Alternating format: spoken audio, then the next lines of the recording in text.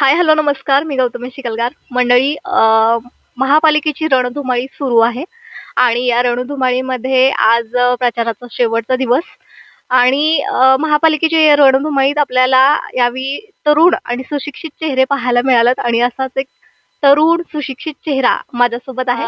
प्रभाग क्रमांक 15 मधून भाजप आणि महायुती उमेदवार सृष्टीकरण जाधव माझ्यासोबत आहेत. नमस्कार मॅडम. नमस्कार.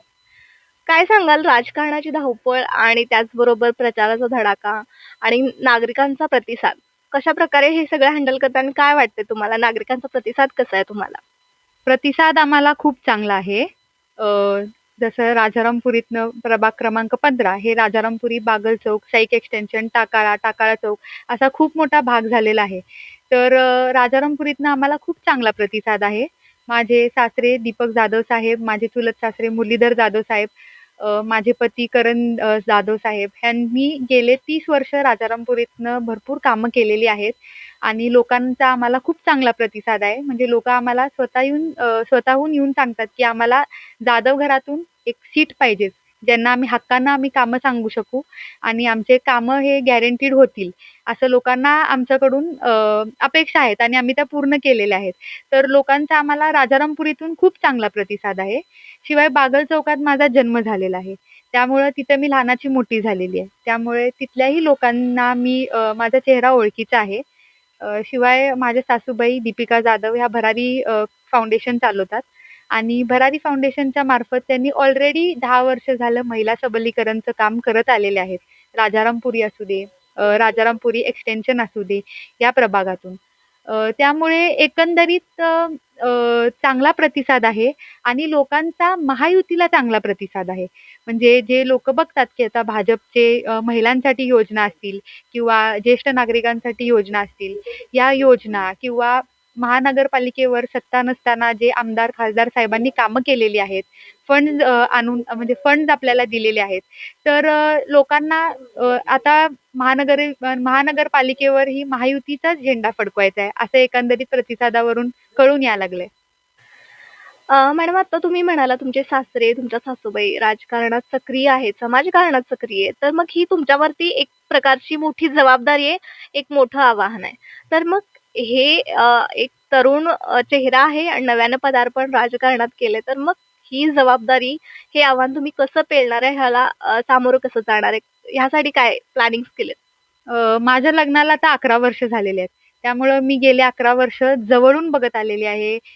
कशाप्रकारे त्यांचं काम करायचा पाठपुरावा जे करत आहेत. शिवाय प्रभाग क्रमांक 15 जे राजारामपुरी आपला मेन रोड आहे. इथून आम्ही नगरसेवक नसताना पण त्यांनी लोकांशी जनसंपर्क ठेवलेला आहे. त्यांची कामं केलेली आहेत. त्यामुळे आणि एवढा मोठा अनुभवाचा माझ्या मागे फौज आहे, मी म्हणेन. आणि गेले 3 वर्ष इनर व्हील क्लबच्या मार्फत मी काम करत आलेली आहे. समाजकारण करत आलेली आहे. भरपूर मोठ्या प्रमाणात प्रोजेक्ट्स केलेले आहेत. त्यामुळे तोही मला अनुभव इथं आता कामी पडणार आहे. आणि जाधव कुटुंबीयाचं तर माझ्या पाठीमागं मोठी फौज आहेच. त्यामुळे ही जबाबदारी पेलवताना माझ्या मागे एवढी सगळी लोकं आहेत, त्यामुळे निश्चितच ही जबाबदारी मी चांगल्या रीतीनं पार पडेन अशी मला गॅरंटी वाटते. तुम्ही मॅडम कॉम्प्युटर सायन्स केलंय आणि तांत्रिक शिक्षणाची जोड आहे ह्यासोबतच. शिक्षण घेऊन राजकारणात सक्रिय होत आहे. तर मग तांत्रिक शिक्षणाचा उपयोग राजकारण आणि समाजकारण करताना कशा पद्धतीने करणार आहात? आता आपण बघतोय सगळीकडे डिजिटलायझेशन तर झालंय. Facebook, Instagram, WhatsApp ह्याच्यावरती लोकं ॲक्टिव्ह आहेत. तर ह्याचा आपल्याला कसा उपयोग होणार आहे, की लोकं आपल्या समस्या आहेत, पटकन फोटो काढून टाकला, बाबा आम्हाला इथं गटर तुंबलंय किंवा हा असा अडचण आहे, इथं झाड पडलंय. तर पहिला कसा कम्युनिकेशनचा खूप मोठा प्रॉब्लेम होता. तो आता हे डिजिटलायझेशननं सॉल्व्ह होणार आहे. आणि शिवाय आता आपण बघितलं आय-टी पार्कसाठी जागा मंजूर झालेली आहे. आय-टी पार्क आता खूप मोठ्या प्रमाणात आपल्या कोल्हापुरात येत आहे. मी कॉम्प्युटर इंजिनिअर असून मला इथं जॉब नव्हती. मी हे स्वतःहून अनुभव केलेला आहे. हा कोल्हापूरचा प्रॉब्लेम आहे. कित्येक आपल्या कोल्हापूरचे मुलं-मुली आहेत. माझेच किती कझिन्स आहेत, जे इंजिनिअर होऊन पुण्या, मुंबईत, बंगलोरला गेलेत. आई-वडिलांना कोल्हापुरात आहेत. सणावाराचं मुलं जवळ नाही आहेत. तर हा खूप मोठा प्रश्न जो आहे, हा आपल्या महायुतीनं सोडवलेला आहे. आय-टी पार्कसाठी जागा मंजूर केलेली आहे आणि ही जागा मंजूर होताना इथं आता कंपनीज येतील, तर आपण काय करणार आहोत, की जी तरुण पिढी आहे, खासकर महिला वर्ग आहे, तर ह्या आय-टी कंपनीजना आपण कसं अप्रोच करायचं आहे, याच्या आपण वर्कशॉप्स घेणार आहोत. कशा पद्धतीने त्यांनी ते आय-टी पार्कला अप्रोच करावं किंवा करियर गाईडन्स असेल, तर स्पेशली हे इंजिनिअरिंगच्या मुलांना हे खूप उपयुक्त पडणार आहे. तर अशा प्रकारचं कामं आपल्याला करायची आहेत आणि मी स्वतः इंजिनिअर असल्यामुळं मी जवळून बघितलंय. त्यामुळे तो त्रास दुसऱ्यांना व्हायला नको. हे आपण प्रामुख्यानं म्हणजे करायचं. तुमच्या अनुभवातून जो तुम्हाला प्रॉब्लेम फेस करावा लागला तो इतरांना लागू नये यासाठी तुमचं काम असणार आहे. कारण 10-11 वर्षापूर्वी मी स्वतः धडपडली आहे कोल्हापुरात जॉब शोधण्यासाठी. हे मिळालेले नाहीयेत. म्हणूनच म्हणून बऱ्याचशा आपल्या महिला आहेत जे इंजिनिअरिंग कॉलेजला प्रोफेसर म्हणून लागतात, पण त्यांना आय-टीत जाता येत नाही. अगदी बरोबर आहे तुमचा मुद्दा मॅडम. आपण प्रभागात येऊया. प्रभाग क्रमांक 15 मध्ये. आता प्रचारादरम्यान म्हणा किंवा ह्या अगोदर सुद्धा तुम्ही प्रभागात फिरला असाल, नागरिकांच्या प्रतिक्रिया घेतल्या असतील, त्यांच्या समस्या जाणून घेण्याचा प्रयत्न केला असेल. तर मग नागरिकांच्या समस्या काय आहेत ह्या प्रभागामध्ये? म्हणजे मुख्य कोणत्या 3 समस्यांना तुम्ही प्राधान्य देणार आहात? तर राजारामपुरी कमर्शियलायझेशन इतकं फास्ट झालंय सगळ्यांनी बघितलंय. एक 10-15 वर्षात अगदी चेहरामोहरा बदललेला आहे राजारामपुरीतला. तर पार्किंगची समस्या खूप झालेली आहे. लोकांना आता वन वे तर झालाच, पण वन वे होऊन सुद्धा पार्किंग रस्त्यावरती लोकं वेडीवाकड्या पद्धतीने गाडी लावून जातात. ट्रॅफिक जॅम होतंय, पार्किंग करायला जागा नाहीयेत. तर अशा प्रकारचं खूप सारे प्रॉब्लेम्स लोकांना फेस करायला लागत आहेत. तर ह्याच्यासाठी राजारामपुरी ब्युटिफिकेशन प्रोजेक्टच्या अंतर्गत अ, म्हणजे पार्किंग डिसिप्लिन म्हणजे हा ॲक्चुअली आराखडा हा सगळा मंजूर आहे. पण हे फॉलो कोण करत नाहीये. तर पहिला आपल्याला काय करायचं, की राजारामपुरी पार्किंगला शिस्त लावायची आहे. हा पहिला प्रश्न झाला. दुसरा प्रश्न आपल्या ज्या राजारामपुरीतल्या महिला आहेत, असे तर 2026 चालू आहेत. अशा खूप साऱ्या महिला आहेत ज्यांना रोजगार नाहीये. ते आता मी जिथं प्रचाराला जाते तिथं मला सांगतात, की आम्हाला काहीतरी काम द्या, आम्हाला घरात बसून काहीतरी करायचे आहे, पैसे मिळवायचे आहेत. तर हे वुमन एम्पॉवरमेंटचं खूप मोठं आपल्याला पहिला काम करायचं आहे. त्यांना कुठले ट्रेनिंग असतील, स्किल्स असतील, वर्कशॉप्स असतील घेऊन. तर हा एक मोठा प्रश्न आहे.